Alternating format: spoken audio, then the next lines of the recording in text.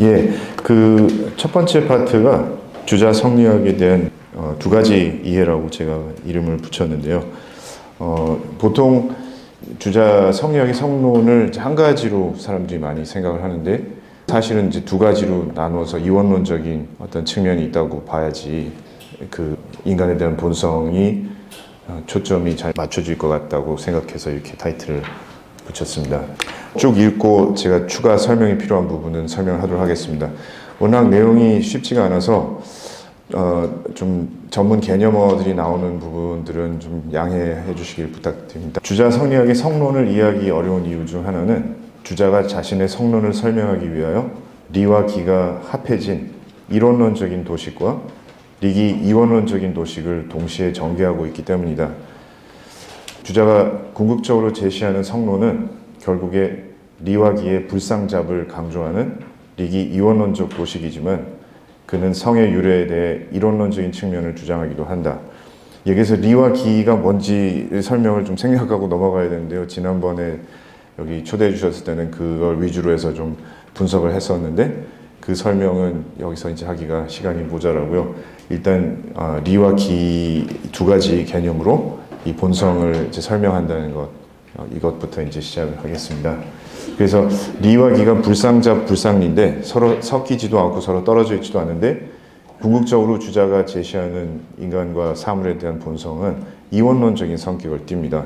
그러니까 리와 기가 서로 섞여 있지 않다고 주장하는 쪽으로 이제 강조를 하게 된 측면이 있습니다. 송대 성리학을 창안한 주자는 자신의 학설이 공자와 자사, 맹자로 이어지는 도통을 계승한 것임을 표방하였다.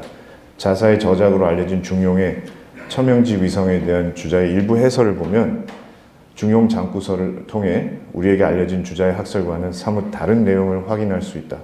중용 원문의 위 명제에는 성에 대한 구체적인 정의가 나타나지 않는다. 천명지 위성이라고 했는데 그 성이 인간의 성인지 사물 전체의 성인지 구체적으로 얘기하고 있지 않습니다. 하지만 주자는 동시에 자신의 저술인 중용장구와 대학 홍문에서 이와는 다른 성에 대한 해설을 제기한다. 중용장구와 대학 홍문에서 제기되는 성에 대한 이해는 이론론적 도식으로 성에 대한 리와기의 불상리의 측면을 나타내는 시각이다.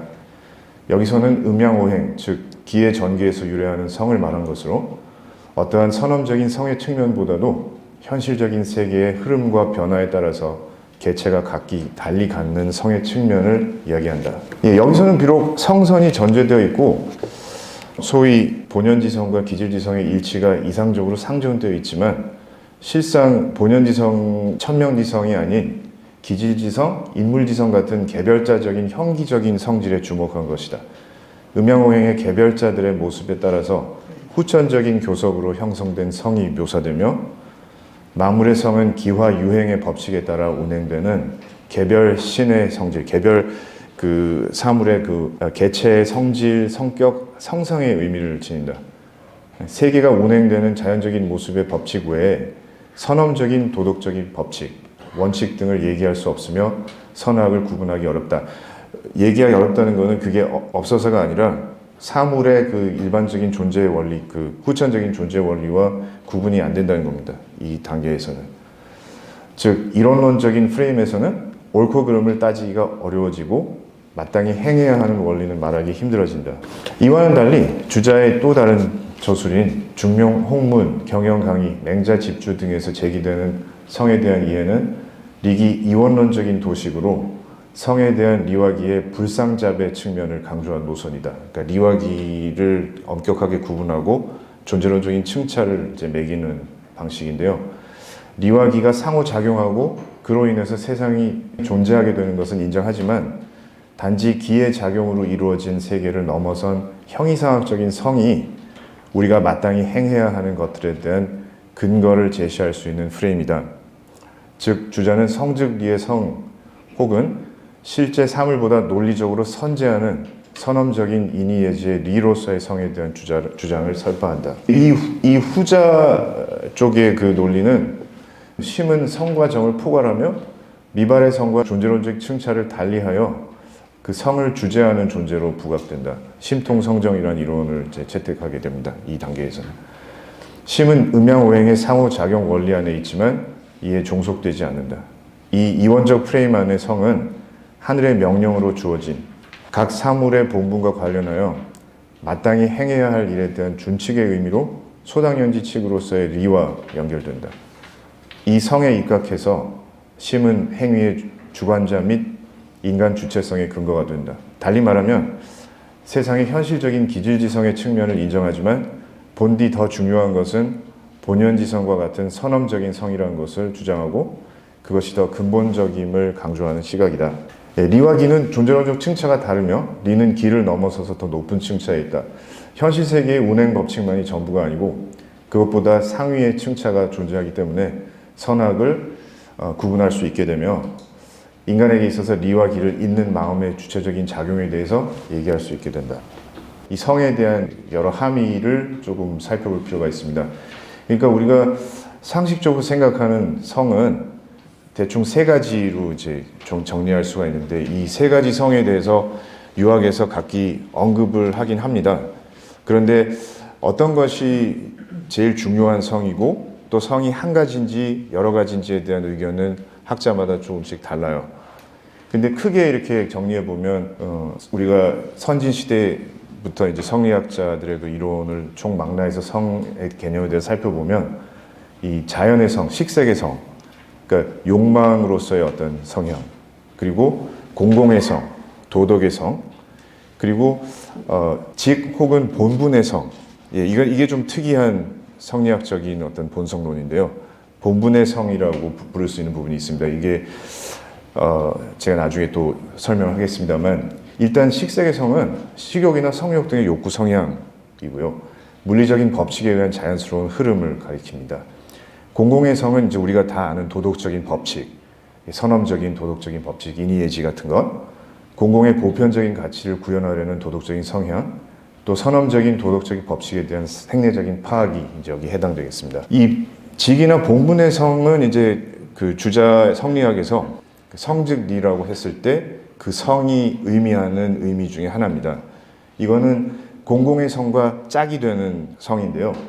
하늘이 명령한 일에 대한 본분을 행하려는 성향을 가리키고 또 존재하는 모든 것이 따라야 할 각자 할 일에 대한 지침입니다. 그러니까 우리는 그냥 우연히 이 세계에 던져진 존재가 아니고 하늘이 명한 소명이 있다는 거예요. 그리고 그 소명에 대한 그 지침이 있다는 겁니다. 내가 할 일이 있다고 얘기하는 겁니다. 그게 나의 본성에 담겨 있다고 얘기하고 있습니다. 이는 자연스러울 수도 있고 자연을 거스를 수도 있습니다. 그러니까 1차 자연, 2차 자연이라고 했는데 우리가 네이처라고 하는 자연은 1차 자연이고요. 그 자연 안에 있지만 그 자연을 거스르고 자연적인 법칙이 아닌 그보다 더 우위에 있는 그 도덕 법칙을 내세울 수 있는 인간은 2차 자연이라고 부를 수가 있는데 이 본분의 성은 그 2차 자연의 인간의 성이라고 볼 수도 있고 자연 안에 있으니까 1차 자연이기도 하면서 2차 자연이라는 얘기가 가능하겠습니다. 어쨌든 이 얘기를 왜 말씀드리냐면 그 학생들한테 이제 성리학이나 유학을 가르칠 때 요즘 학생들은 제일 경도된 철학이나 사상이 사회 진화론입니다. 그러니까 다윈주의의 약육강식, 우승열패 이런 것에 굉장히 익숙해 있고 본성에 대해서 생각을 안 합니다. 그리고 본성이라 그러면 이 세 가지 중에 식색의 성만 본성이라고 생각을 합니다. 그런데 유학이나 성리학에서는 그것만이 우리의 본성이 아니고 그런 측면도 있지만 그것 외에 도덕적인 본성과 또 본분의 성도 있다고 얘기하거든요. 근데 이것을 굉장히 새롭게, 굉장히 낯설게 생각하고 이 지금 젊은이들은 생소합니다. 이 빨간색으로 한 식색 자연의 성만 성이라고 생각하는 거죠. 이거는 다윈주의 사회 진화론의 어떤 영향이라고 생각이 되는데요. 그런데 이 세 가지 성은 원래 중용을 토대로 해서 보면 서로 연결되어 상호작용을 하는 성입니다. 즉 식색의 성과 공공의 성을 본분의 성이 조율하는 역할을 해요. 그래서 결혼하기 전에는 막 돈을 막 쓰다가 결혼을 하면 이제 뭐 더 검소해지고 아이들을 돌보는 그런 사랑의 마음이 더 이렇게 부각되고 그럴 수가 있는 거죠. 그 본분이 이제 뭔가 자기 본분을 깨달은 거죠. 어머니로서의 본분, 아버지로서의 본분. 본분의 성은 인간이 가장 잘 이행할 뿐만 아니라 인간의 존재가 그 성공적 이행을 위해 필수 불가결하다는 것이 중용의 입장이다. 바로 인간이 자신의 본분과 사물의 본분을 가장 잘 이해하고 가장 잘 실천하기 때문이다. 가장 잘 실천하게끔 돕기 때문이다. 성기성물이라고 중용에 나와 있잖아요. 그러니까 자기 자신의 본분을 제일 잘 이해하고 실행하고 또 타인과 만물의 본분까지도 실천되게끔 돕는 존재가 인간이라는 그 얘기가 중용에 나오고 있습니다. 근데 중용에서 천명지 위성했을 때는 제가 보기엔 이 세 가지 성이 다 이렇게 뭔가 포함되어 있는 통합적인 기회장에서 이행되는 성이라고 볼 수가 있을 것 같아요. 따라서 중용에 나오는 성은 위에 그 세 가지 성의 세 가지 측면을 이상적으로 모두 아우르고 있다고 볼 수가 있는데, 성선을 전제로 한 우주와 인간과 사물의 자연스러운 경향, 존재하는 모든 개별 사물의 성질이나 성격과 성상, 그리고 통합된 기회장에서 생태계 전체 및 인간과 각 사물이 처한 상황에서 이 성의 세 가지 측면이 이상적이며 시의적절하게 발현되어 나타나는 것을 뜻한다. 예, 그러니까 제가 보기에는 그 천명지 위성을 얘기하는 중용의 성론은 굉장히 이상적인 얘기를 하는 겁니다. 어떤 그 이상과 현실 사이의 괴리가 없고 이 세 가지 성이 알맞게 어우러져 있는 상태예요. 그런데 현실 세계는 우리가 알지만 그렇게 이상적으로 모든 게 어우러지지 않습니다. 예, 식세계 성이 너무 이렇게 어그러져 있다든가 본분을 제대로 행하지 않는다든가 도덕적인 본성에 대한 자각이 부족하다든가 뭐 그렇게 실제적으로는 이게 조금씩 이그러지는 경향이 있습니다. 중용 22장 다 아시는 중용 22장을 보시면 유천하지성, 위능진기성, 능진기성, 즉 능진인지성, 능진인지성, 즉 능진물지성, 능진물지성, 즉 가이찬천지지 화육, 가이찬천지지 화육, 즉 가이여 천지참이라고 나왔는데, 오직 천하에 지극한 성이라야 이제 자기의 타고난 성을 온전히 발현할 수 있다. 근데 여기서도 지금 이 성이 인간의 성인지 만사 만물의 성인지 구분은 안 하고 있어요. 그리고 이게 식색의 성인지 도덕의 성인지 본분의 성인지도 구분이 안 돼 있고 통합되어 있습니다. 그러니까 이게 적절하게 어우러져 있는 아이디얼한 상태에서의 그 성이라고 볼 수가 있을 텐데, 자기의 타고난 성을 온전히 발현할 수 있게 되어야 타인의 성을 온전히 발현케 할 수가 있다.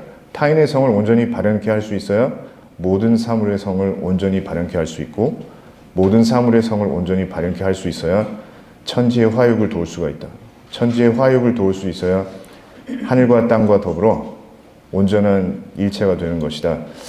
그래서 여기 보시면 이제 성에서 인지성, 물지성 이렇게 나아가고 있어요.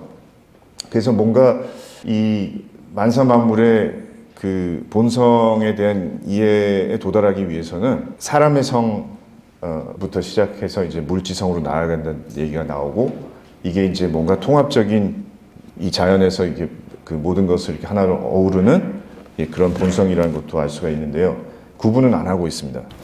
중용은 생태계 안에서 천지와 인간의 직분은 구분되어야 한다고 본다. 생태계를 하나의 우주 가족적 공동체로 간주하는 유학의 견지에서 볼 때 천지가 하는 일과 인간이 하는 일은 다르다. 주자는 중용의 찬천지지 화육을 해석하면서 다음과 같이 말한다. 이게 이제 주자 문집에서 나오는 주자의 얘기인데요. 중용에서는 천지의 화육을 돕는다라고 했다. 이게 22장에 대한 이야기죠. 인간은 천지의 중간에 처하여 비록 모두 동일한 일을 지녔지만 자연과 인간이 하는 일에는 각기 직분이 구별되어 있다. 인간이 할 수 있는 일을 자연은 할 수 없는 경우가 있다.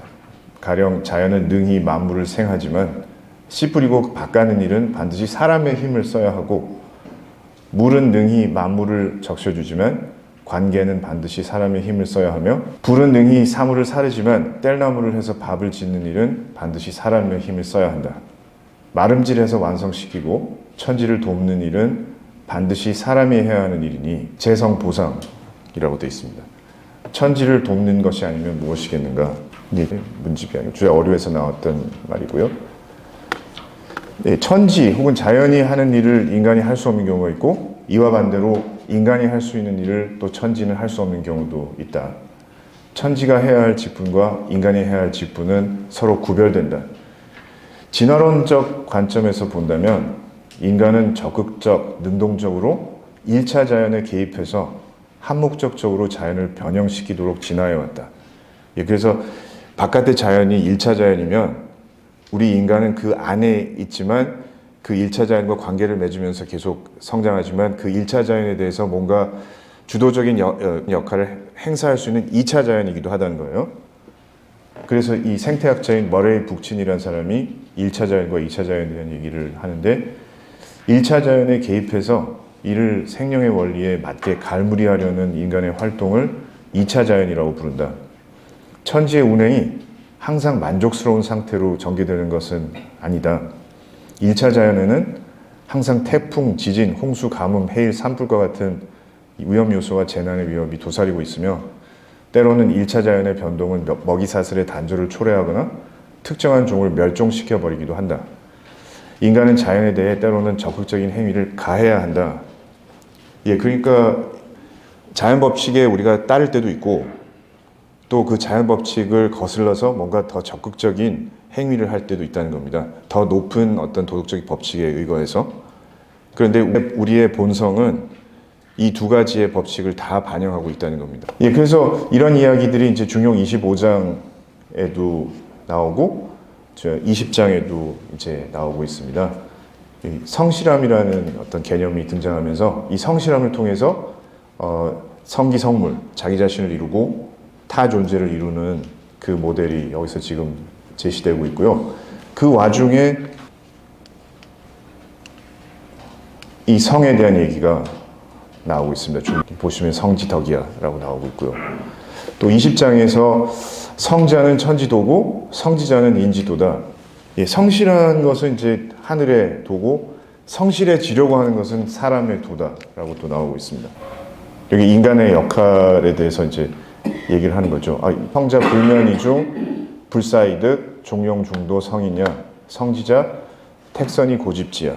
예, 그래서 이 성실해지려고 하는 게 이제 인간의 어떤 도인데 자연은 이미 성실한데 인간은 성실해지려고 또 노력해야 된다. 여기도 이제 이중적인 구도가 이제 있습니다. 그래서 지금까지 본 그 성에 대한 이야기들을 좀 영어를 통해서 접근해 보면 그 성이라는 게 굉장히 많은 이야기를 하고 있다는 걸 알 수가 있는데 뭔가 그 자연, 네이처, 자연이라고 우리가 성이라고 했을 때는 자연이라고 얘기할 수도 있는데 어떤 성향이나 경향, inclination, tendency 그리고 식색의 그 색, 섹슈얼리티도 성이고 또 개인의 어떤 그 성격도 성이고 개인의 어떤 성질도 성이고 본성도 성이고 또 인성도 성이고 도덕적인 성도 성입니다. 그래서 굉장히 이게 헷갈리는 개념들인 거죠. 이걸 그래서 당신이 얘기하는 성이 무엇을 지칭하는 겁니까? 라고 정리할 필요가 있습니다.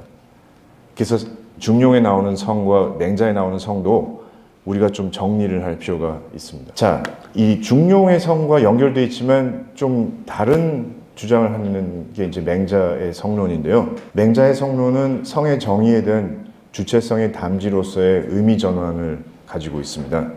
이게 무슨 뜻이냐면 중용에서와는 달리 맹자의 성은 육아의 성에서 도덕적인 본성을 뜻하는데 자신이 주체적으로 수양하고 길러서 바꿀 수 있는 것을 뜻한다. 이와 반대로 명이란 이미 주어진 의지와는 무관한 모종의 자연스러운 물리적인 특징으로 인간의 수양과 노력에 의해서 바뀌거나 하지 않는 것을 말한다. 맹자가 말하는 성은 자신이 주체적으로 수양하고 변화시킬 수 있지만 명은 운명적이고 개연적인 것이다. 뒤에 이제 맹자 원문이 나와서 조금 더 설명하겠습니다. 이게 굉장히 추상적으로 느껴지실 텐데요. 맹자의 그 원문이 굉장히 교묘한 말로 지금 되어 있어요. 맹자는 성의 소위 삼중구도에서 식색으로서의 성은 명적인 속성을 가지고 있기에 도덕적인 본성만을 성이라고 말한다. 그러나 식색의 존재를 무시하는 것은 아니다. 식색, 즉 명적인 욕구를 인정하면서 도덕적인 본성을 말하는 것이다. 맹자 텍스트 안에는 본분의 성이 구체적으로 언급되지는 않지만 그것을 연상시키는 친친인민 애물이라는 표현이 등장한다.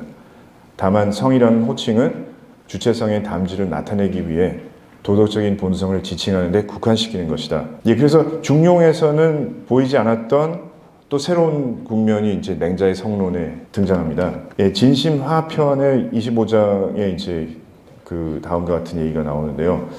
구지어 미야, 목지어 색야, 이지어 성야, 비지어 취야, 사지지어 아닐야, 성야, 유명한 군자불이 성야.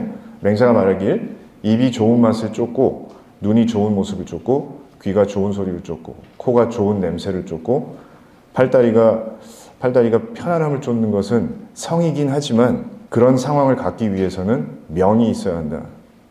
따라서 군자는 그런 것을 명이라 할지언정 성이라 말하지는 않는다. 예, 그래서 그 감각기관을 통해서 우리한테 주어진 그런 그 육체적인 욕망도 성인데 성이라고 부르지 않겠다는 겁니다.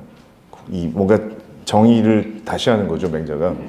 인지어 부자야, 의지어 군신이야, 예지어 빈주야, 지지어 현자야, 성인지어 천도야, 명야, 유성언 군자 불위 명야. 예, 인이 부자간을 쫓고, 의가 군신간을 쫓고, 예가 손님과 주인간을 쫓고, 지가 현자를 쫓고, 성인이 하늘의 도리를 쫓는 것은 명이기는 하지만 그런 상황을 갖기 위해서는 성이 있어야 한다. 따라서 군자는 그런 것을 성이라 하지 명이라 말하지는 않는다. 예, 이렇게 보시고도 헷갈리실 텐데 둘 다 그 하늘이 우리한테 주는 건데 그래서 둘 다 성이라고 할 수 있을 텐데 주어진 측면에서 그런데 맹자는 여기에 대한 개념에 대한 정의를 합니다. 나는 오로지 내가 내 힘으로 바꿀 수 있는 것만 성이라고 부르겠다. 나의 그러니까 도덕적인 본성, 본분의 성, 식색을 성이라고 부르지 않겠다고 선언을 한 겁니다. 그것도 성이긴 하지만 나의 제일 중요한 부분이 아니라고 이제 얘기하는 거죠. 구분을 한 거죠. 예, 그래서 지금 보신 것과 같이 중용의 성과 맹자의 성이 조금 결을 달리 하고 있습니다.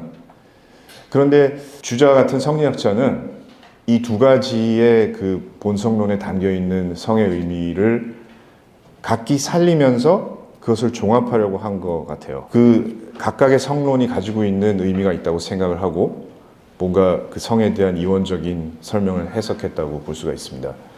주도니의 태극도설에 대한 주석에서 주자는 객관적 세계의 운행을 간과할 수 없다는 사실을 역설한다. 주자 어류에서도 음양 건순 오상, 만물의 성을 설파하는 이야기들이 나온다.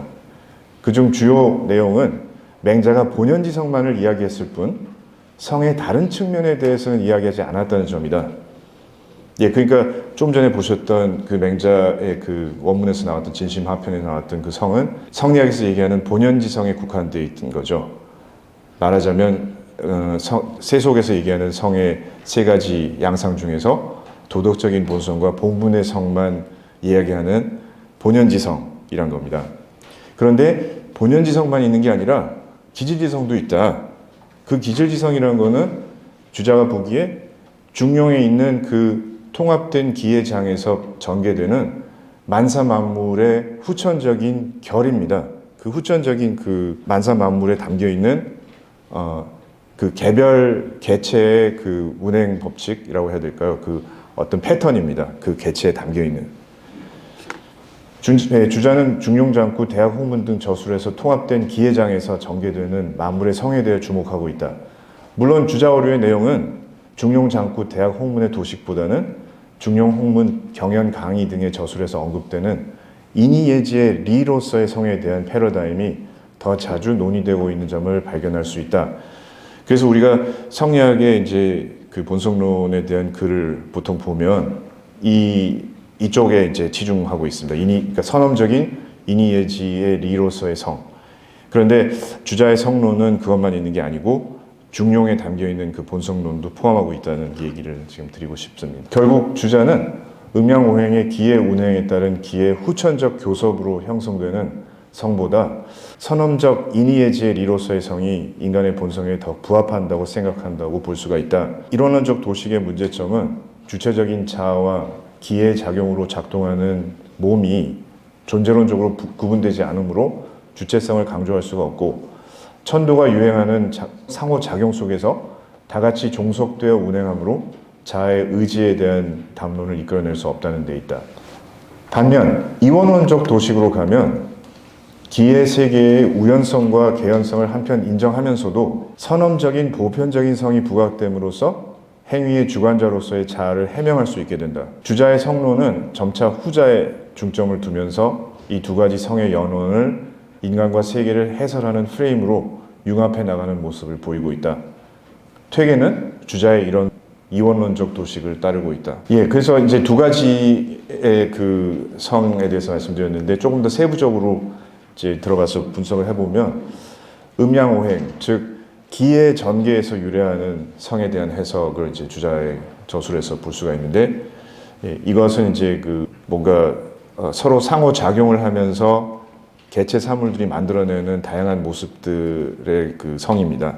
그러니까 공통 분모보다는 각 개별 사물이 가지고 있는 그 특성에 주목하는 이제 성론이죠. 그런 것도 이제 우리가 이 세계에서 필요한 거죠. 다양성이 이렇게 전개되기 위해서는. 주자가 성에 대해서 말한 가장 대표적이고 널리 알려지고 흔히 거론되는 텍스트는 중용 첫머리에 나오는 천명지 위성에 대한 중용 장구의 주석 장구이다. 첫머리에 나오는 거는 다 아실 텐데요. 천명지 위성에 대한 그 첫 구절, 중용 장구 1장입니다. 그래도 한번 이거는 중요하니까 한번 읽겠습니다. 여기에 나오는 천명의 명은 생각건대 령이라는 뜻이다. 성은 바로 리이다. 명유령야라고 이제 나오고 있습니다. 이 첫 구절이. 천은 음양오행을 그 조화작용의 실질로 삼아 만물을 화생한다. 음양오행의 기가 작용하여 만물 개개의 형체를 다 이루면 음양오행의 기의 리가 마찬가지로 이 형체에 주어진다. 리가 주어진다고 했는데 분석해보면 음양오행의 기의 리가 주어진다는 겁니다. 그 조리가 주어진다고 봐야 할 것 같아요. 그것은 생각컨대 국가가 발급하는 명령과 같은 방식이다. 그러한 방식으로 사람과 물이 생겨날 때에는 그들 개개의 사람과 물은 자신에게 주어진 리를 자기 것으로 삼고 그것에 따라 즉 제 것으로 삼은 음양오행의 기 각각의 리를 건순오상, 인이예지 신의 덕으로 삼는다. 근데 이건 좀 문헌학적인 또 얘기이기 때문에 말씀드리기가 좀 뭔가 죄송한데요. 근데 인이예지가 아니고 여기는 인이예지 신, 오상 5가지가 지금 등장합니다. 그래서 인이예지라고만 얘기했을 때하고는 좀 달리 봐야 하는 것 같아요. 인이예지 신이라고 했을 때는 음양오행의 그 물질적인 면에 좀 더 주목하는 논리라고 볼 수가 있겠습니다. 이것이 그 본문에서 말하는 성이다. 천명지 위성의 성이다. 주위의 주석은 사람과 물 각 개체가 지닌 성을 음양오행에서 유래한 것으로 보고 건순오상이라고 여기고 있다.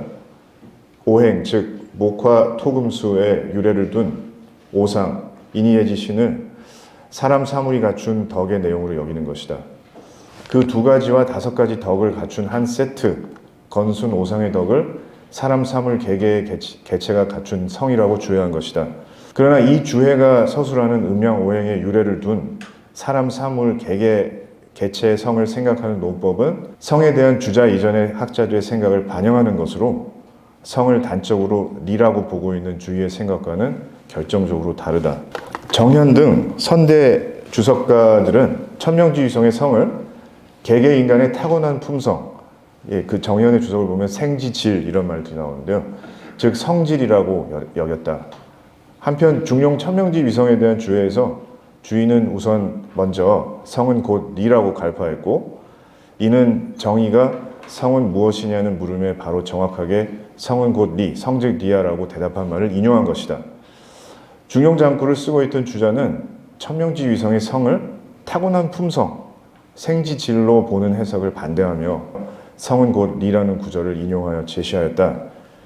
그럼에도 중용 천명지위성에 대한 장구는 만물 각 개체가 지닌 성의 유래를 각 개체를 낳는 천의 조화작용을 실질적으로 담당하는 음양오행이라는 기의 리에서 찾는 텍스트이기도 하다. 이러한 논리를 가장 자세하게 해설하고 있는 것이 대학 홍문의 제2절 첫 부분이다. 주자의 텍스트 중 성을 오행에서 유래했다고 보는 오상이라 여기는 텍스트가 대학 홍문 제2절인데 이는 대학 첫머리, 대학의 도는 명덕을 밝히는 데 있고 백성을 새롭게 하는 데 있고 지선에 머무른 데 있다에 대한 주해의 시작 부분이다. 이것도 한번 읽겠습니다. 천도가 유행하여 만물을 발육한다. 그 천도가 조화의 작용을 행하는 실질적인 담당자는 다름 아닌 음양오행이다. 그리고 이른바 음양오행이란 것은 다시 말하자면 반드시 이 음양오행 각각의 구체적인 리가 있어 비로소 이 음양오행 각각의 구체적인 기가 있음을 가리킨다. 그것이 실제로 사물을 낳는 단계가 되면 더욱 반드시 이 음양오행 각각의 구체적인 기가 모이고 그 모인 상태에 따라서 이 만물의 구체적인 형체가 생기는 것이다. 결국 사람과 사물이 생길 때에는 반드시 이 음양오행 각각의 그 일을 얻고 이리하고 나서야 비로소 그것을 건순인이예지라는 성으로 삼게 되고 반드시 이 기를 얻고 이리하고 나서야 비로소 그것을 혼백, 오장, 백해라는 몸으로 삼게 되는 것이다. 주자가 무국의 진, 이호의 정이 묘합하여 엉긴다고 말한 것이 바로 이것을 일러 말한 것이다. 그렇지만 각각이 얻은 리의 관점에서 말한다면 만물은 일원이고 본래부터 사람과 사물, 귀함과 천함의 다름은 없다. 각각이 얻은 기의 관점에서 말한다면 기가 정하고 또 통함을 얻은 자가 사람이 되고 기가 편하고 막힘을 얻은 자가 치우치고 막힘을 얻은 자가 사물이 된다. 이로부터 어떤 것은 귀하고 어떤 것은 천하다고 일률적으로 처리할 수 없는 것이다. 저 천하여 물이 된 자는 이미 형기의 치우침, 막힘이라는 착고를 뒤집어서 자신에게 얻고 있는 본체의 모든 것을 충분히 실현할 수 없게 되어 있는 것이다. 다만 사람에게서만 그 태어남에 대하여 다른 사물과는 달리 음양오행의 기 안에서도 바르고 또한 통하는 것을 얻어 그 성은 가장 귀하다. 그러므로 각각의 방촌 사이는 허령통철하여 텅 비어 신령하고 모든 것을 다 꿰뚫어서 온갖 리가 결여됨 없이 갖추어져 있다. 결국 사람이 금수와 다른 이유는 바로 여기에 있다. 그리고 사람이 요순이 될 수 있고 그리하여 만물을 생육하는 천지의 짝에 끼어들어 천지인 셋을 이루어 화육작용을 도울 수 있는 이유도 또한 마찬가지로 다름 아닌 여기에 있는 것이다. 이것이야말로 곧 본문의 명덕이라 이른 것이다. 다소 긴 텍스트를 읽었는데요. 이거 왜 차이가 뭘까라고 의문을 가지고 계실 겁니다. 아주 거의 비슷하게 느껴지는데 미소한 차이가 있는 걸 간파하기가 좀 어려운 부분인데요. 이는 앞서 본 중용장구의 내용과 맥락을 같이 하는 구절이다. 여기서 건순, 인이예지, 신지성은 음양오행과의 대응이라는 점에서 보면 중용장구의 건순 오상지덕에 해당한다. 주자가 중용장구와 대학 홍문에서 표명하고자 하였던 성의 본의는 과연 무엇인가? 성은 하늘이 명하는 것인데 모든 개체는 음양오행의 세계 안에 상호 교섭을 통해 각기의 성을 과정적으로 형성한다. 이는 후천적인 경험의 영역에 속하는 것이며 여기서 성은 사물 개별의 그 신의 성질, 성격, 성상의 의미를 지닌다. 주자는 성을 여기서는 도심이라고 해석하지 않고 또한 성은 인간의 범주에 국한된 것이 아닌 천지만물 모두에 해당하는 것이라고 본다. 여기서 성이란 리 혹은 도심이 아니라 현실의 세계에 나타나는 다양한 기의 모습들이다. 성이 원래 하늘로부터 선천적으로 부여받은 선험적인 형식이 아닌 방식으로 표현되고 있는 것이며 성의 출발점을 건순오상의 후천적인 세상으로 바라본 것이다.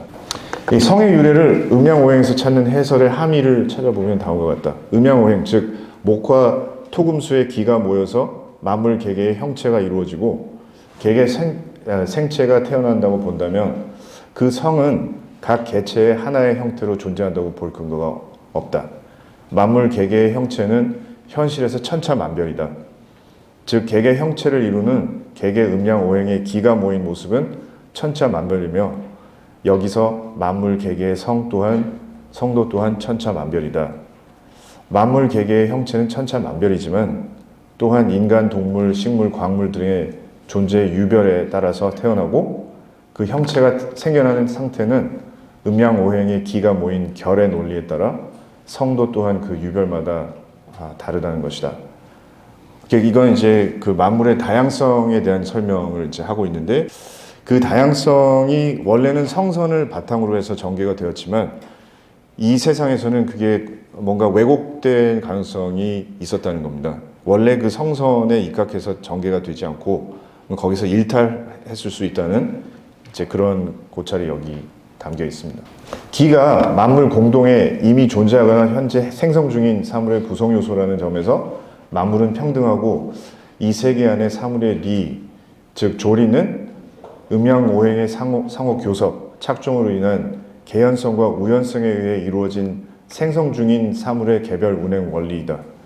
동시에 사람과 사물 개개의 성이 음양오행의 기에 리에서 유래한다면 사람과 사물 하나하나의 몸과 마음도 음양오행의 거대한 흐름의 일부를 이루는데 불과하고, 따라서 각자 행하는 행동도 주체적인 의지에 따라 행해지는 혹은 그 어떤 것으로도 환원되지 않는 독립된 행동 주체로서의 행동이 아니라 천지의 조화작용이 각 개체에게 그렇게 하게 하는, 각 개체는 무엇이든지 시키는 대로 따를 뿐인 행동이 된다. 성을 음양오행의 논리에서 유래를 찾는 것은 행위의 주관자 및 인간의 주체성에 대한 해명을 어렵게 한다. 주자는 만물, 인물 개개의 개체가 형과 성을 얻어 이 세상에 태어난다고 분석한 이상 그 형의 유래, 형을 형성하는 논리와 성의 유래, 성이 존재하는 논리는 서로 독립된 유래와 논리에 따라서, 즉 이원론적으로 존재하기도 하고 또 같은 유래와 논리에 귀착하기도 한다고 생각한다. 즉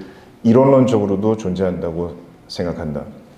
위 문헌에서는 형성 모두 음양오행의 기와 그 기의 리에 유래한다고 논정하는 기이론론적인 사고가 엿보인다.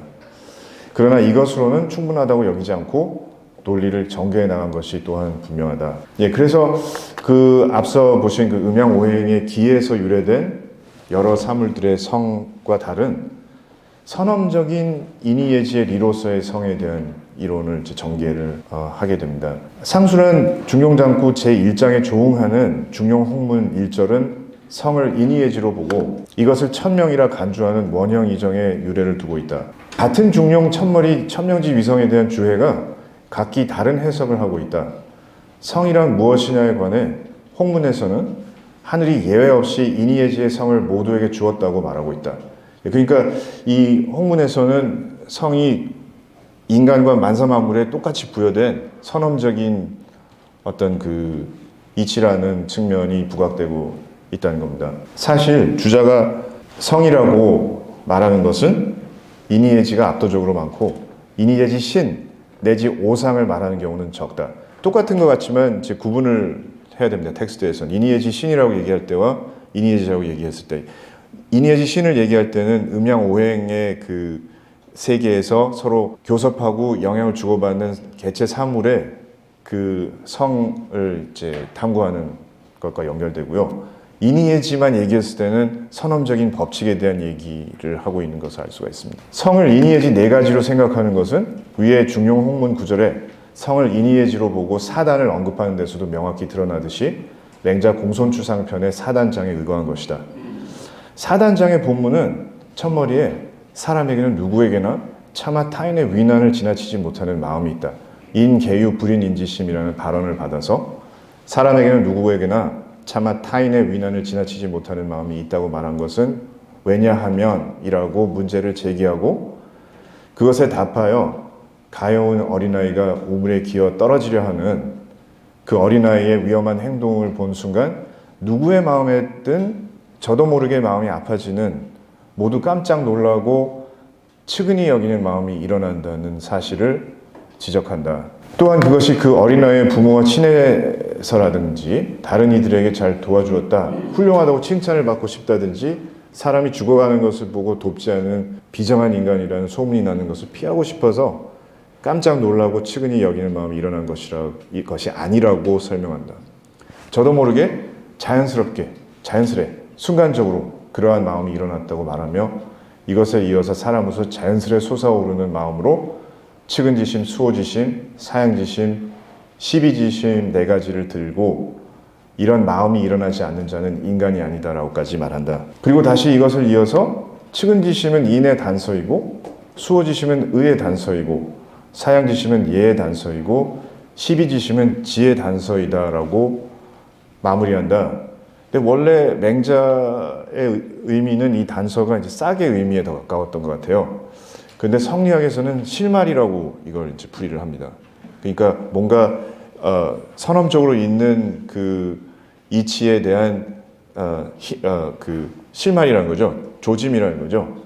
이미 있는 것에 대한 사인이라는 식으로 이제 성리학에서는 해석을 하는데요.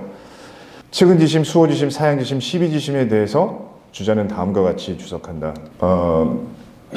측은지심의 측이란 받은 상처를 어찌할 수 없는 상태이다. 은이란 아픔이 깊이 파고드는 상태이다. 수호지심의 수란 제 행동이 좋지 않은 것을 부끄러움을 가리킨다. 오란 남의 행동이 좋지 않은 것을 미워함을 가리킨다. 사양지심의 사란 매여있던 것에서 풀려나 자기를 물러나게 함을 가리킨다. 양이란 미루어 남에게 줌을 가리킨다. 시비지심의 시란 그 행동이 선함을 알아 옳다고 판정하는 것이다. 비란 그 행동이 나쁨을 알아 그르다고 판정하는 것이다.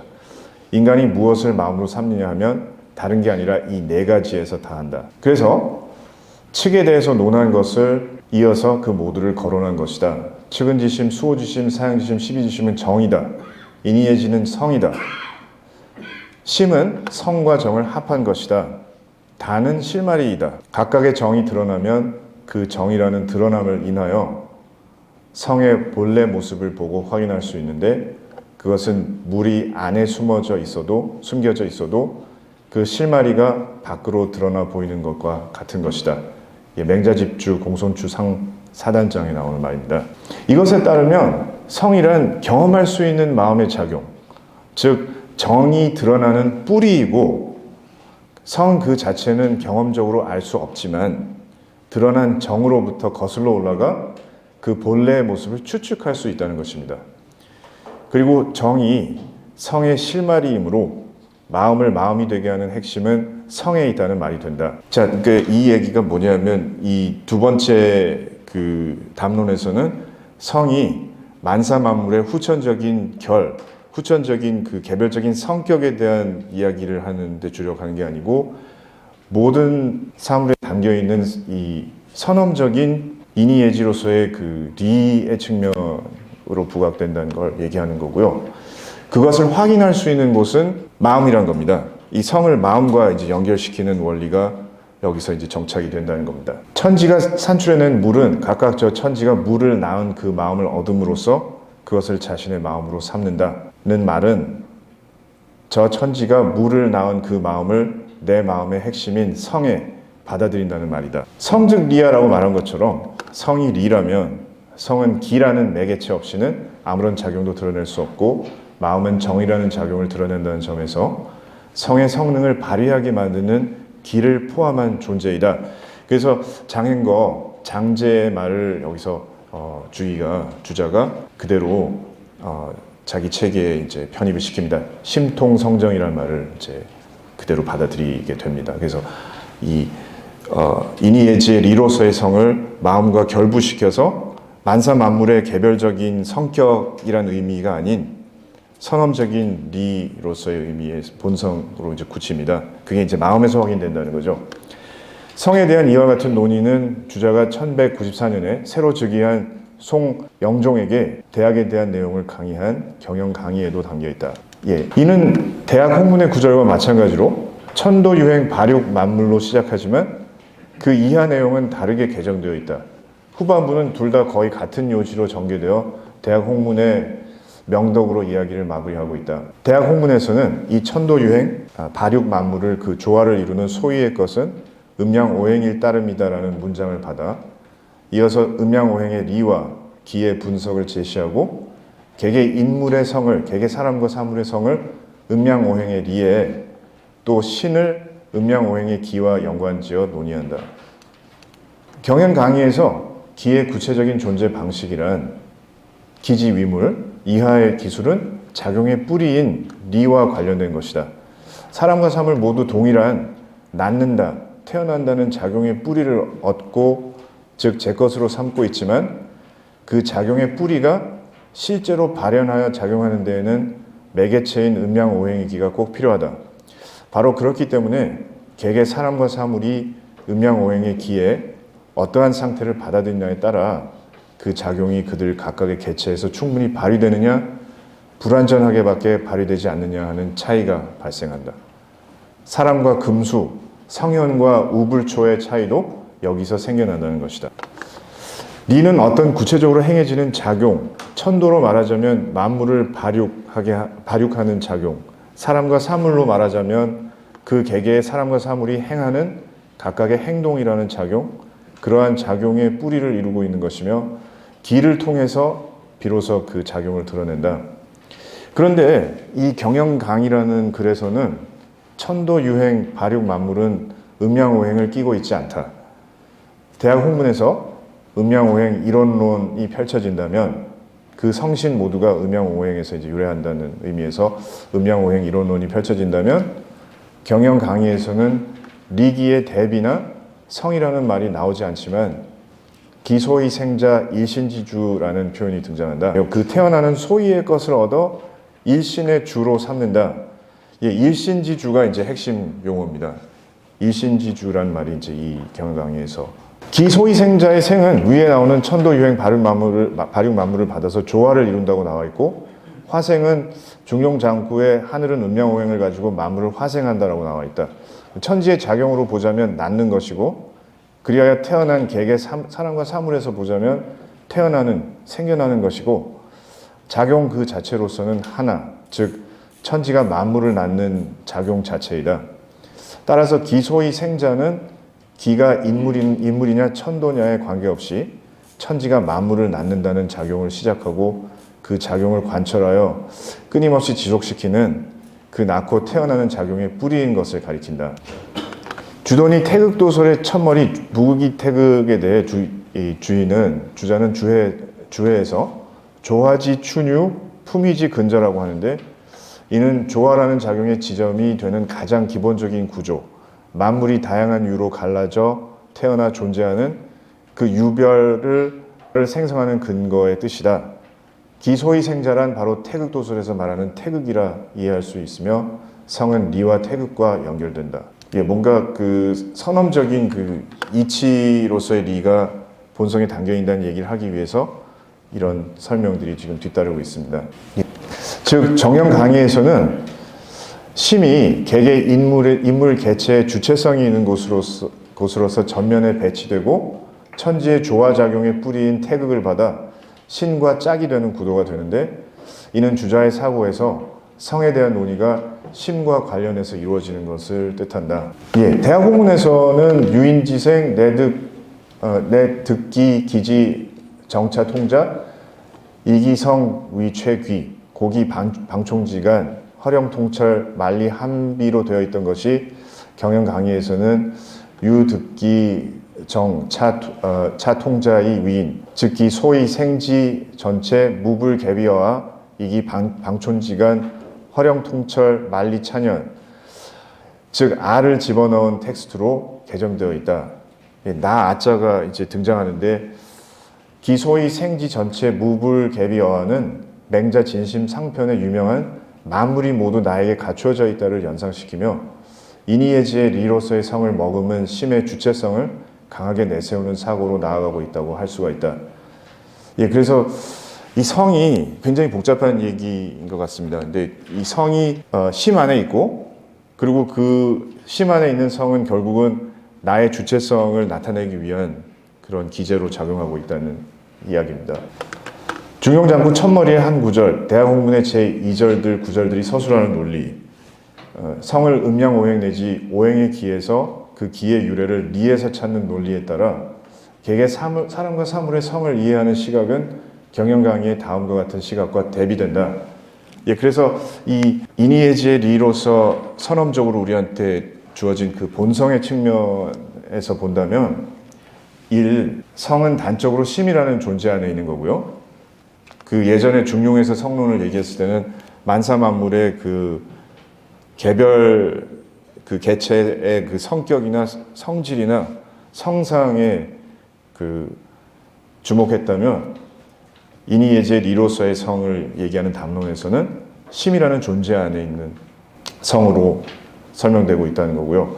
두 번째는 개개 사람과 사물의 형체가 형성되기 이전에 벌어지는 기의 취합이 어떤 상태로 모이느냐에 따라서 각계의 성은 천차만별로 달라지는 게 아니다. 여기서의 성은 음양오행의 기, 그 기에 의해서 유래하는 것이 아니라 음양오행으로 분화되기 전에 태극 그 자체가 전체 혼연지체로서 개체가 되므로 사람과 사물 모든 개체에서 성은 동일하다고 할 수 있다는 이론이라는 겁니다. 사람과 사물 모두에게 부여된 이런 선언적인 이치가 있다는 얘기로 봐야 된다는. 세 번째는 사람과 금수초목 등의 종류의 구별에 따라서 성이 달라지지 않는다. 그러한 종류의 구별은 음양오행의 기의 조리에 따라서 나타나는 개별 신에 대한 사상이고 성 그 자체는 그와는 다른 차원의 근원자인 태극을 이어받은 것이므로 모든 사람과 사물에서 동일하다는 것이다. 네 번째는 사람과 사물의 행동이 각각 사람과 사물의 주체적인 의지에서 시작되고 관철되며 천지가 행하는 거대한 작용의 일부로 해소되고 환원되는 것이 아니다. 사람과 사물은 태어날 때 태극을 제 것으로 삼아 일신의 행동을 주체적으로 행하게 하는 것, 즉 주체적으로 마음을 먹고 결단하고 판단하는 시점으로 되돌려 놓는 것이 가능하다. 이것을 입각하여 개개의 개체는 제 행동의 주체자로 행동하게 된다. 사람의 주체성과 관련된 성론이란 겁니다. 이 두 번째의 성론은요. 인이예지의 리로서의 성은 도심과 연결이 되는데요. 인심과 도심이라는 또 심의 두 가지 측면이 있는데 주자 성리학에 따르면 사람의 마음에는 두 가지 연원이 얽혀 있다고 한다. 하나는 신체에 관한 음양오행의 기의 연원이고 다른 하나는 태극을 그대로 자기 일신의 행동의 뿌리에 둔 성의 연원이다. 이제 마음의 연원을 이제 따지면 이런 인이예지의 본성과 아까 우리가 봤던 그 식색의 또 성이 있는데 그 식색의 성을 성이라고 부르지 않았잖아요. 맹자를 따라서. 기질지성이라고도 하긴 했지만 사실 성으로 인정했는지 안 했는지가 애매합니다. 그걸 그냥 신체에 관한 음양오행의 기에서 나오는 어떤 경향 이렇게 이제 얘기할 수가 있을 텐데 신체에 관한 음양오행의 기의 연원은 사람이 태어날 때 그 형체를 형성하는 요인이 되고 태어난 이후에도 그 형체 안에 흘러다니며 제 안팎으로 드나드는 음양오행의 기에 관한 연원이다. 후자는 그리하여 생겨나서 지금 살고 있는 각 개체 하나의 신체에 하나씩 태극 전체가 부여되고 태극 전체가 부여되니까 모든 이치가 다 부여되어 있다는 겁니다. 총 세트로 인이예지라고 우리가 얘기하는 선엄적인 도덕적인 법칙 또 본분의 성과 연결되는 마땅히 모든 존재가 행해야 하는 일에 대한 법칙 이런 것들이 이제 여기서 후자라고 제가 얘기한 부분인데요. 그래서 태극 전체가 부여되고 인간은 그것을 자기 일신의 행동이 처음 시작되는 동기가 생겨나는 뿌리 즉 자기의 성으로 삼는 연원이다. 자기의 본성으로 삼는 연원이다. 이 두 가지 연원은 그 뿌리를 하나의 태극에 둔다. 이 두 가지가 모두 뿌리는 태극에 있기 때문에 성선을 깔고 있는데요.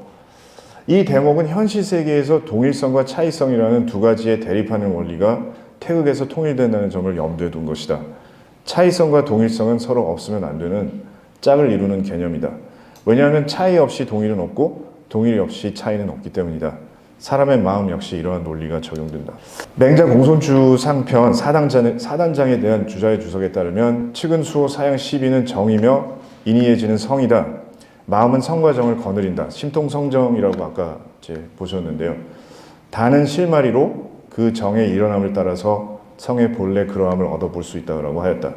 여기서 바로 심통성정의 의미가 드러난다. 측은지심 등의 심은 인이예지라는 성을 뿌리로 삼아 발현되는 정을 가리킨다. 성을 뿌리로 삼아 정이 드러나는 그러한 작용이 행해지는 장, 스스로 성 즉 리를 짊어지고 그 성 리의 성능을 실제적인 효과로 드러내는 매개체를 가리킨다. 즉 만물의 근원적인 원리라고 할 수 있는 리가 인간에게 있어서는 인이예지의 성으로 그리고 측은 수호 사양 시비의 정으로 드러나는데 그것들이 모두 인간의 마음에 담겨 있다는 것이다. 중용장구서에 따르면 혹 생어 형기지사, 혹 원어 성명지정. 마음속에 어떤 것은 형기의 사사로움에서 생겨나고 어떤 것은 성명의 발음을 근원으로 삼는다라고 하였으니 인심과 도심은 정, 즉 구체적으로 솟아올라 드러나는 상을 포착하여 말한 감정이다. 형기의 사에서 생겨난 인심은 위태로워 늘 동요되고 성명의 정을 근원으로 삼는 도심은 미묘하여 눈으로 보기 어렵다.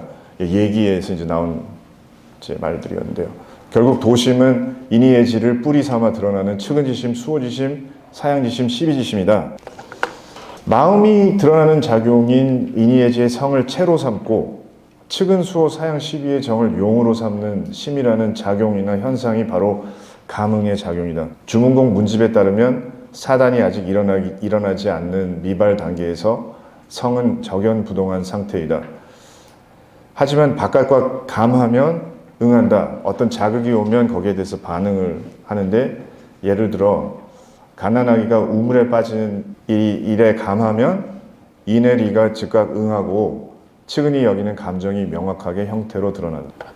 즉 심이란 바깥에서 일어나 나에게 임해오는 어떤 사태에 감을 받아서 성에 내재하는 중리 속에서 그 사태에 딱 대응하는 리가 즉각 응하여 어떤 특정한 감정을 현실의 마음으로 실현해내는 그러한 작용을 행하는 기관이다.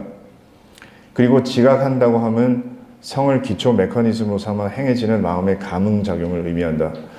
주자는 드러난 모든 현상을 감흥작용의 드러남으로 여기었다. 여기에다가 사람의 마음에서 행해지는 감흥작용을 특히 지각이라고 부른 것이다. 여기까지가 인심과 도심의 심에 대한 설명인 동시에 도심에 대한 설명을 함께한 것이다. 그래서 성은 도심과 이제 연결이 된다는 그 말씀을 이제 드렸습니다. 인심 역시 도심과 마찬가지로 마음의 지각작용을 통해 실현된다. 앞서 봤던 혹생어, 형기지사, 혹원어, 성명지성에 따르면 마음이 행하는 인심을 드러내는 감흥작용의 기초 메커니즘은 도심처럼 성에 있는 것이 아니라 형기의 연원에 있다는 것이다. 여기서 사와 공의 대비가 드러난다. 논어집조 옥야편에 보면 이 어질게 되는 방법에 힘쓰면 실제로 자기에게 있는 인욕의 사사로움을 이겨서 자기에게 있는 천리의 공을 온전히 하게 될 것이다 라고 나온다. 이 대목에서 도심은 리가 올바른 성과 정으로 드러난다고 여기서인지 몰라도 특별히 조절이나 제어라는 개념은 보이지 않는다. 반면에 인심에서는 나의 사사로움이 잠시라도 방심하고 있으면 잘못된 방향으로 나아갈 것을 염려해서 이를 어질게 할 것을 강조한다. 하지만 그렇다고 해서 주자가 무조건적인 인심의 억제를 주장하지는 않았다. 오히려 적절히 조절해야지 억누르면 인간의 도리에 맞지 않다고 보았다. 이것이 바로 음식 남녀지 욕과 관련된 내용이다. 내가 배고파서 음식을 원하는 것과 남녀 사이의 성에 대한 욕구는 인간에게 있어 당연한 것으로 이를 완전히 억누를 것이 아니라 때에 맞게 조절해야 한다는 것이다. 심통성정과 인심도심은 성리학의 핵심 개념이다. 주자는 천리로서의 선엄적인 인의예지를 성으로서 인간의 미발의 마음에 정초시켰다. 아직 사물과 감흥하기 이전에 내 마음에 어떤 살아있는 부분이 있는데 이게 이제 미발입니다. 거기에 이제 모든 이치가 구비되어 있다는 게 성리학의 주장인데요. 따라서 심은 성과 정을 통괄한 것이다. 이 선엄적인 성은 원리로서 태극이고 일체의 감각적 경험적 대상성을 갖지 않으므로 그것이 현실에서 작용하기 위해서는 기라는 경험적이고 감각적인 매개체가 필요하다. 심은 곧 성즉 리를 실현하기 위해 작동하는 일종의 매개체로서의 기의 역할을 하는 것이다. 심의 본체는 곧 미발의 영역에 정초된 성즉 리가 되며 작용은 곧 성의 작용인 사단의 정이 되는 것이다. 자연은 태극이라는 하나의 연원에서 비롯된 것이지만 인간의 마음은 형기와 선엄적인 리의 연원을 둔 성이라는 두 가지의 연원에서 비롯된 것이다. 근데 형기가 나쁜 것이냐 아니면 중립적인 것이냐 여기에 대해서도 논란이 많은데요. 제가 보기에는 그 형기를 나쁜 것으로 꼭 보면 안 될 것 같아요. 형기에 대해서 어떻게 하느냐, 어떻게 리드를 하느냐, 이제 이게 관건인데, 인심과 도심은 이 두 가지 연원과 밀접한 연관을 지닌 것이라 할 수 있다. 주자는 마음의 감흥, 지각작용을 강조했는데, 지각작용은 곧 인간의 마음의 감흥작용을 일컫는 말이니 결국 양자는 동일한 개념이라고 할 수 있을 것이다. 이 감흥작용이란 외부에서 오는 사태나 일이 마음에 들어오면 마음이 그것에 감하고 응하여 대응한다는 것이다. 즉 도심이란 외부에서 우리 마음에 들어오는 사태에 대한 마음이 감하고 응하여 천리에 따른 성이 작용하여 나타난 사단이 마음에서 현실화되고 실현된 것이다. 이 도식에 입각하여 생각한다면 인심도 마음의 감흥작용과 연관성을 가진다고 할 수 있을 것이다. 하지만 그 연원을 어디에 두는가에 따라 입장의 차이가 나타나기도 한다. 가령 주자는 중용장구에서는 형기에 연원을 둔 식색과 천리에 연원을 둔 선엄적인 성을 구분하여 대립시키거나 병행 도식 하에서 제시한다. 그러니까 두 가지의 연원이 있다고 이제 주장하는 것처럼 느껴지는 부분이 있다는 겁니다. 이게 하나의 기회장에서 통합된 성으로 드러나지 않고 서로 이렇게 싸우는 대립 구조로 이제 묘사될 수도 있다는 겁니다. 즉 인심이란 형기에 연원을 둔 칠정이 마음으로 현실화된 것이며 도심은 천리의 성의 작용이 마음으로 현실화된 것이며 인간은 도심을 중심으로 하여 인심 식색을 억제하고 극복해야 한다고 주장한다. 반면 대학 학문에서는 이와는 사뭇 다른 해석이 등장한다. 식색도 천리, 선엄적인 성에 따라 발현된다면 성의 한 부분으로 인정해 줄 수 있다는 입장이 엿보인다. 즉 식색에 따른 감정과 마음을 단순히 극복해야 할 대상으로 인식하는 것이 아니라 이 또한 성즉리로서의 성, 사단, 도심에 의거하여 발현된다면 긍정될 수 있다는 것이다. 주자는 성 자체는 리로서의 성선이지만 다양한 감각적, 경험적 외물에 이끌려 그 본의를 잃게 되므로 외물을 완전히 끊어내야 한다는 주장에 반대한다. 이는 그가 마음의 작용을 감흥, 지각으로 바라보았기 때문일 것이다. 주자의 입장에 따르면 마음은 외물을 받아들여야만 주체적, 능동적으로 그 일에 대응할 수가 있다. 만일 이 모두를 끊어버리고 성선의 마음만을 간직하고자 한다면 본질적으로 마음의 기능이나 작용 자체를 부정하는 것이 되어버리므로 이에 대해 경계하고 비판하였던 것이다. 하지만 여전히 의문이 남는 점은 식색과 그에 따른 인심을 천리와는 대립되는 것으로서 극복해야 하는 대상으로 바라볼 것인가? 아니면 식색과 인심도 천리에 입각하여 발현되는 것이라면 성의 한 부분으로 인정하고 긍정할 것인가에 대한 입장 차이이다. 인욕지사와 천리대공의 대립에서 볼 수 있듯이 인욕은 사사로움이 강하게 결부되어 있다. 그리고 그중 사사로운 인욕의 가장 대표적인 것은 바로 식색의 욕이다. 대학 학문에서 주자는 마음의 작용을 지각이라는 감흥 작용으로 본다. 그리고 감흥은 나의 바깥에서 일어나는 상황의 감에 반응하는 작용이다. 그러므로 바깥과의 접촉을 모조리 차단하는 것은 마음의 작용을 애초부터 부정하는 것인데 주자는 이를 비판하며 비판 중에 식색의 욕을 언급한다. 만약 이른바 외물이라는 것이 불선한 유혹을 말할 뿐이고 군신이나 부자를 가리켜 말하는 것은 아니다라고 말하는 것이라면 도대체 외물이 사람을 꿰는다 하더라도 그 점 음식 남녀의 욕망만큼 심한 것은 없을 것이다. 그럼에도 그 음식 남녀의 욕망의 본디 모습을 물어보면 본래부터 역시 사람에게 있는 것이 당연하고 없어서는 안 되는 것이 아닌가. 다만 실제로 일어나는 음식 남녀의 욕망 하나하나에 대해서는 자연히 천리에 의한 것인지 인욕에 의한 것인지의 차이가 있고 따라서 거기를 조금이라도 잘못 판단하지 말아야 한다는 것이다. 말이다.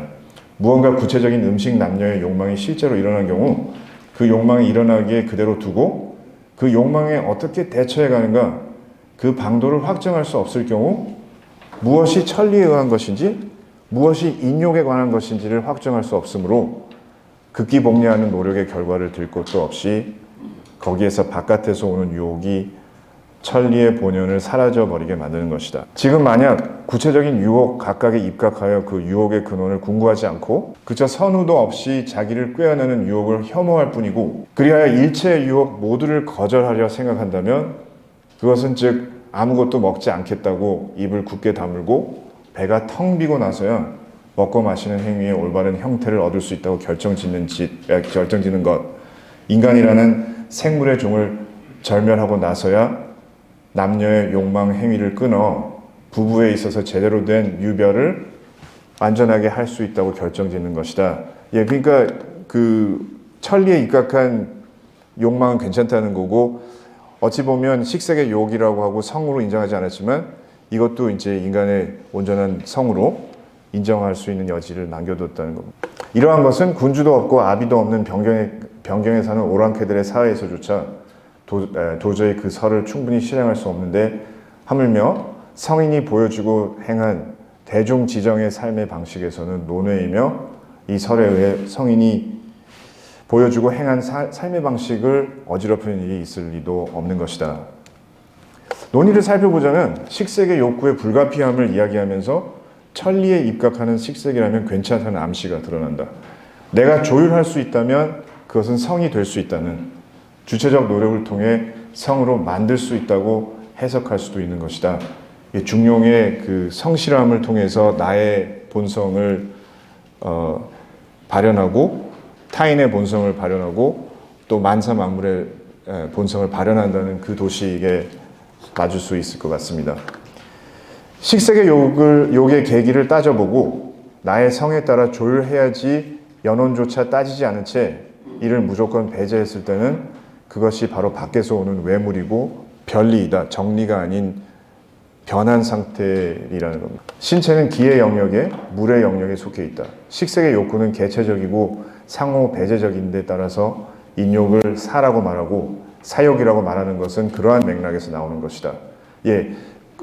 식색의 욕구는 보편적인 그런 어떤 기반을 담고 있는 게 아니라 나의 몸에서 나오는 거기 때문에 항상 조심해야 된다는 거죠.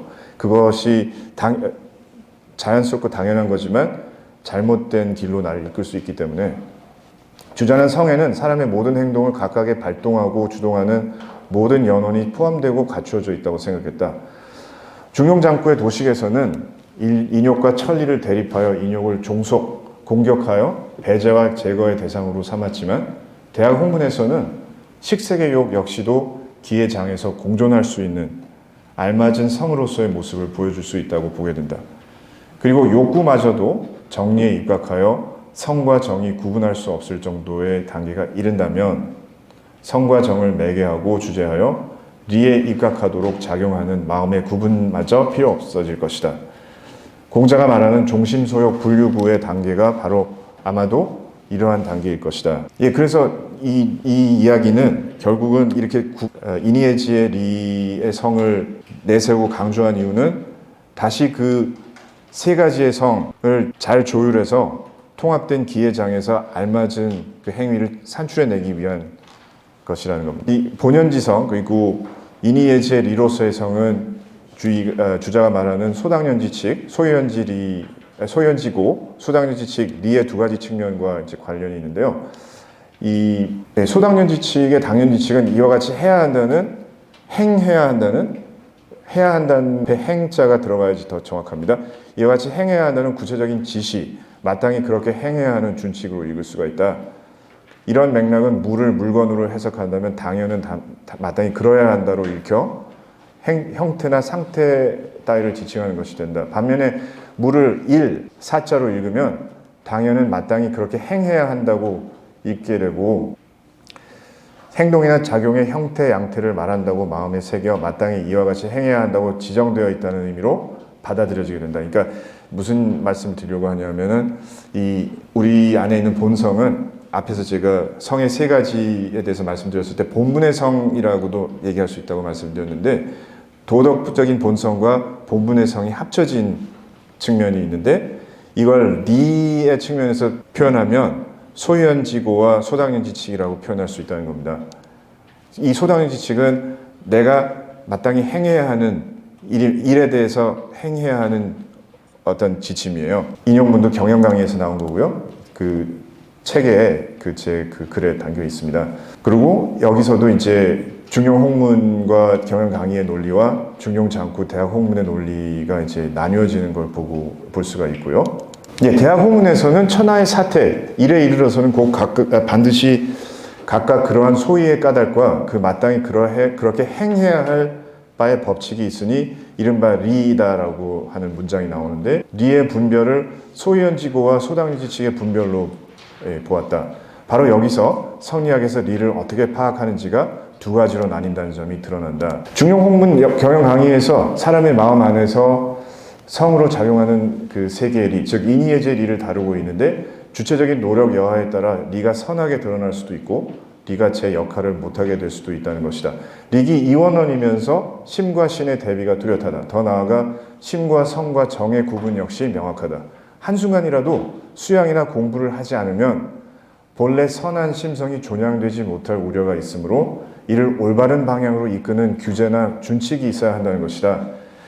이상적인 상황에서는 원래 그 성선의 상태가 어그러지지 않고 만사만물이 잘 그 원래 그 의도대로 전개됐을 텐데 그렇지 않은 상황이 벌어지면 개입을 해야 된다는 겁니다. 인간이라는 2차 자연이 1차 자연에 개입을 해서 그걸 바로잡아야 된다는 거예요.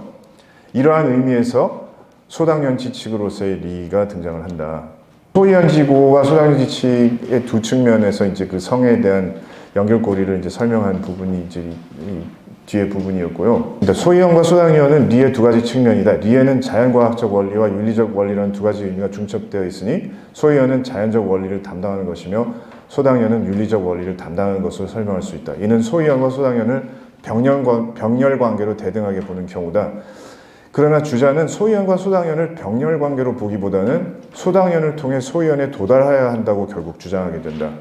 경영 강의에서는 소위연에 대한 언급이 삭제되는데 이는 주자가 리에 대하여 말할 때 중점을 두는 방식이 대학 홍문 단계와 경영 강의 단계에서 변화가 있음을 드러내고 있다. 그래서 주문공 문집에는 이제 거기에 대한 토로가 이제 담겨 있고요. 개념적 절차상 소당연은 소위연에 도달하기 위한 이전 단계로 보는 것이다. 퇴계 선생도 소위연지고와 소당연지칙을 하나로 묶어서 보아야 한다고 하고 있다.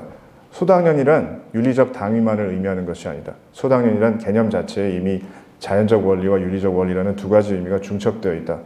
리 개념의 이중적 의미가 소당연 개념에 그대로 반영되어 있는 것이다. 소당연은 우주 만물이 마땅히 그렇게 행해야 하고 또 그렇게 행할 수밖에 없는 존재론적 윤리적 원리이다. 소당연의 법칙이란 윤리적 법칙뿐만 아니라 과학적 법칙까지 포함한다. 주자는 소당연의 리를 파악하는 것이 우선이며 그것을 온전히 이루고 나면 자연스럽게 소위연의 리를 파악하고 이해할 수 있다고 이야기했다. 또한 소위연의 리와 소당연의 리가 본래 같지 않았던 적이 없다고 언급하고 있다.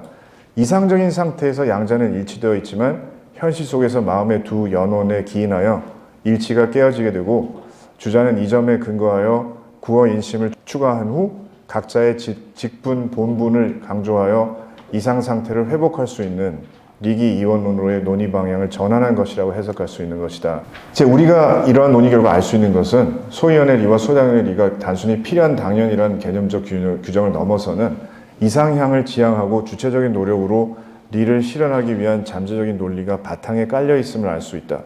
양자는 유기적으로 연관되어 있는 개념이자 리를 실현하고자 하는 성리학적 목표를 대변하는 개념으로 자리하고 있는 것이다. 이 얘기를 통해서 하고 싶었던 것은 결국 이 본성에 소당연지칙과 소위연지고가 통합된 상태로 담겨 있는데 원래 예정되어 있던 성선의 구조가 깨진 상태에서는 인간이 발을 먹고 이제 나서서 그걸 조화를 다시 그 조화로운 상황으로 돌려야 된다는 겁니다. 이 소당연지칙과 소위연지고가 나의 본성에 담겨 있기 때문에 가능하다는 이제 그런 얘기이겠습니다. 많이 부족하고 설명이 참 미흡한 그런 강연을 들어주셔서 감사합니다. 여기서 끝내겠습니다.